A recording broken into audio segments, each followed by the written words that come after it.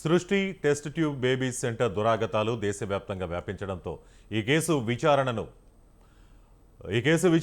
సిబిఐకి అప్పగించే అవకాశం ఉన్నట్లు తెలుస్తోంది. దీనిపై ఉన్నతాధికారుల నుంచి ప్రభుత్వం ఒపీనియన్ కోరినట్లు సమాచారం.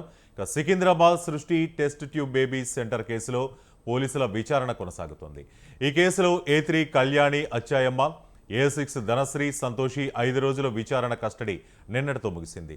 దీంతో నార్త్ జోన్ డీసీపీ కార్యాలయం నుంచి వీరిద్దరిని తీసుకెళ్లిన గోపాలపురం పోలీసులు గాంధీ ఆసుపత్రిలో వైద్య పరీక్షలు చేయించి సికింద్రాబాద్ సివిల్ కోర్టులో హాజరుపరిచారు.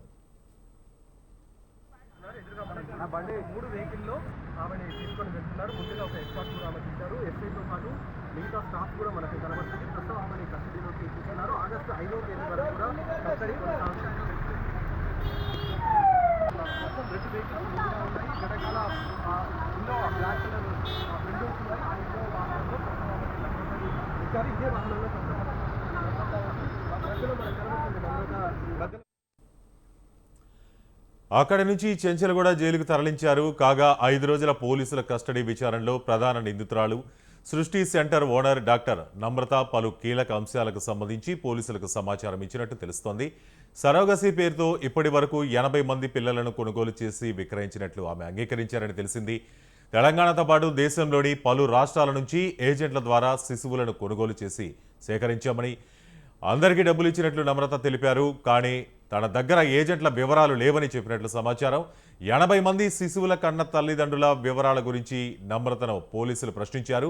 ఇక సరోగసీ మోసాలు, చైల్డ్ ట్రాఫికింగ్ తదితర అంశాలపై సమగ్ర సమాచారం అవసరం ఉందని, ఎందుకు నమ్రతను మరోసారి కస్టడీకి అప్పగించాలని పోలీసులు కోర్టులో పిటిషన్ వేశారు. ఈ కేసులో ఇప్పటి వరకు 26 మందిని అరెస్టు చేయగా ఒకరు పరారీలో ఉన్నారు.